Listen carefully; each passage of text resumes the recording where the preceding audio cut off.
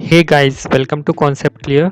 इस वीडियो में हम बात करने वाले हैं रिसेंटली कंक्लूडेड हुई कॉप 26 मीटिंग के बारे में।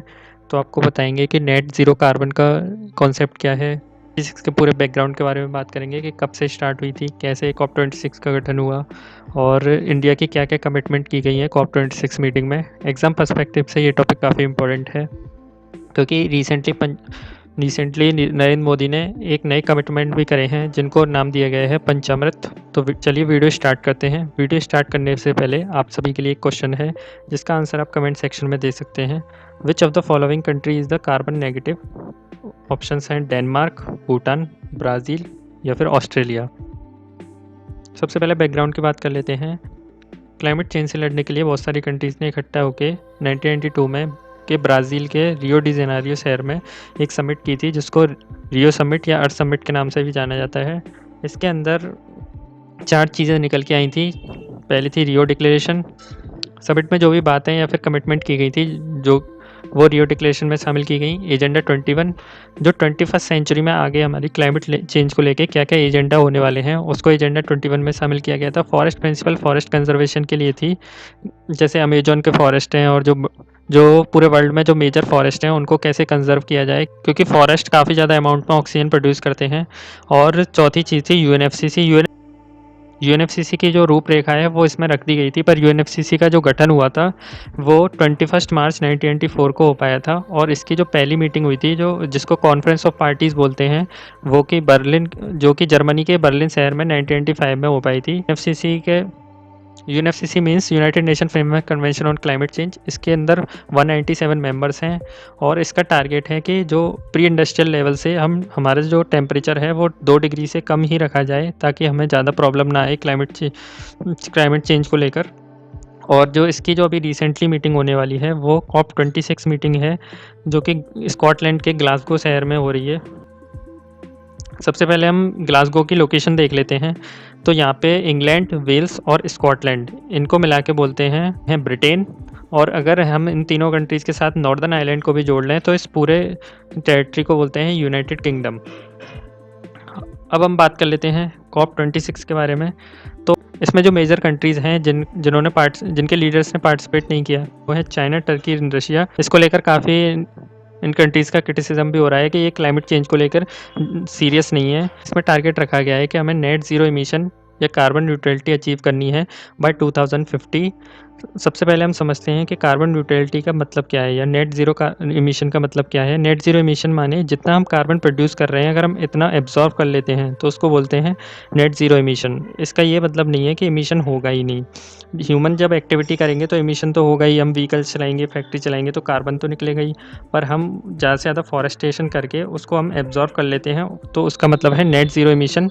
इसी को लेकर हमने टारगेट रखा है कि 2050 तक, इसी को लेकर कॉप 26 में टारगेट रखा गया है कि हमें नेट ज़ीरो इमिशन 2050 तक अचीव करना है। पर इंडिया ने अपना टारगेट रखा है 2070 तक का। चाइना और रशिया का टारगेट है 2060 तक का। अभी तक जो नेट ज़ीरो इमिशन या कार्बन न्यूट्रल कंट्रीज़ हैं वो 2 ही हैं, सुरिनेम और भूटान। भूटान की लोकेशन आप जानते ही होंगे क्योंकि ये इंडिया की नेबरिंग कंट्री है, जबकि सुरिनेम की लोकेशन इम्पोर्टेंट है, वो आप देख सकते हैं यहाँ साउथ इंडियन कॉन्टिनेंट में ब्राज़ील के ऊपर एक छोटा सा कंट्री है सुरिनेम नाम का, इसने भी कार्बन न्यूट्रलिटी अचीव कर ली है। भूटान कार्बन न्यूट्रल होने के साथ साथ कार्बन नेगेटिव भी है। तो जो मैंने क्वेश्चन पूछा था वीडियो के शुरुआत में उसका आंसर है भूटान। कॉप 26 मीटिंग के दौरान इंडिया ने एनर्जी एंट्री इशू के लेकर भी मुद्दा उठाया। जो हमारे मिनिस्टर हैं सुरेश प्रभु साहब, उनका स्टेटमेंट है कि अगर आप चाहते हो कि इंडिया जल्दी से कार्बन न्यूट्रलिटी अचीव कर ले तो इंडिया को एनर्जी में एंट्री मिलनी चाहिए। एनर्जी की फुल फॉर्म है न्यूक्लियर सप्लायर ग्रुप। इसका गठन 1974 में किया गया था। इसके अंडर 48 मेंबर्स हैं। तो इंडिया के जो एनर्जी में मेंबरशिप मिलने से इंडिया काफ़ी आसानी से यूरेनियम को इंपोर्ट कर सकता है और जो अपनी ज़्यादातर एनर्जी नीड्स है उसको कोयले से ना बना के हम न्यूक्लियर पावर से कर सकते हैं हम ज़्यादातर अपनी एनर्जी नीड्स। तो इसके लिए इंडिया की एनर्जी में एंट्री काफ़ी महत्वपूर्ण होगी। एनर्जी ग्रुप में हमारी एंट्री को हर बार ब्लॉक कर देता है चाइना, क्योंकि चाइना का तर्क है कि इंडिया एनपीटी का मेंबर नहीं है तो इंडिया को एनर्जी में एंट्री नहीं मिलना चाहिए। एनपीटी का फुल फॉर्म है नॉन प्रोलिफरेशन ट्रीटी जिसका गठन 1968 में किया गया था।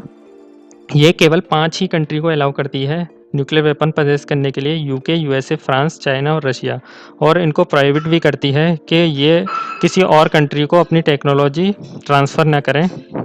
तो इंडिया का कहना है ये ट्रीटी काफ़ी डिस्क्रिमिनेटरी है, क्योंकि कुछ कंट्रीज़ को ही अलाउ करती है न्यूक्लियर वेपन के लिए। तो इंडिया ने अभी तक इसको साइन नहीं किया है। तो चाइना का कहना है चूँकि इंडिया ने एनपीटी को साइन नहीं किया है, तो इंडिया को एनएसजी में भी मेंबरशिप नहीं मिलनी चाहिए। अगर इंडिया को एनएसजी में मेंबरशिप देते हो तो पाकिस्तान को भी देना चाहिए। पर और जो कंट्रीज़ हैं, एनएसजी में एक क्लॉज़ है कि अगर किसी भी कंट्री को एनएसजी में एंट्री दिलवानी है तो सारे मेंबर कंट्री का सहमत होना ज़रूरी है। तो और कंट्रीज़ जो हैं वो पाकिस्तान को लेकर सहमत नहीं हो पाती हैं, तो इस वजह से इंडिया की एंट्री भी इस ग्रुप में रुकी हुई है। जबकि इंडिया चाहता है कि हमें जल्द से जल्द इस ग्रुप में एंट्री मिलनी चाहिए, ताकि हम अपनी जो एनर्जी नीड्स हैं रिन्यूएबल एनर्जी सोर्सेज से हम फुलफ़िल कर सकें। तो ये इशू था। अब हम बात कर लेते हैं प्रधानमंत्री द्वारा किए गए कमिटमेंट्स के बारे में एट COP26, जिनको नाम दिया गया है पंचामृत। पंचामृत में बेसिकली 5 कमिटमेंट की गई हैं प्राइम मिनिस्टर द्वारा।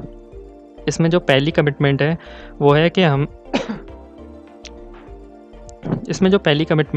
हमारी जो non fossil fuel based energy है उसको हम 500 गीगावाट तक ले जाएंगे 2030 तक। दूसरी कमिटमेंट है कि जो हमारी कंट्री की एनर्जी नीड्स है उसमें से हम 50% पूरी करेंगे रिन्यूएबल एनर्जी सोर्सेज से बाय 2030। हमारा तीसरा टारगेट है वो है कि जो टोटल प्रोजेक्टेड कार्बन एमिशन है उसको हमें 1 बिलियन टन तक कम करना है बाय 2030। और हमारा चौथा टारगेट है जो कार्बन इंटेंसिटी है हमारी इकोनॉमी की उसको भी घटा के हमें 45% तक लाना है बाय 2030। और जो हमारा फाइनल टारगेट है वो है कि हमें कार्बन न्यूट्रलिटी अचीव करनी है बाय 2070। तो ये था COP26 के बारे में। तो आई होप आप समझ गए होंगे कि COP26 का बैकग्राउंड क्या है, कैसे उसकी शुरुआत हुई थी, और कार्बन न्यूट्रलिटी का मतलब क्या है, और एनर्जी इशू को लेकर क्या मतभेद हैं, और पंचामृत में क्या क्या कमिटमेंट किए गए हैं। तो ये सब एग्जाम के पर्सपेक्टिव से काफ़ी इंपॉर्टेंट है। इसको लेकर किसी भी एग्जाम में कभी भी क्वेश्चन आ सकता है। आपको वीडियो अच्छी लगी हो तो वीडियो को लाइक कर सकते हैं। इसी तरह के और भी अपडेट जानने के लिए आप चैनल को सब्सक्राइब कर सकते हैं। Thank you.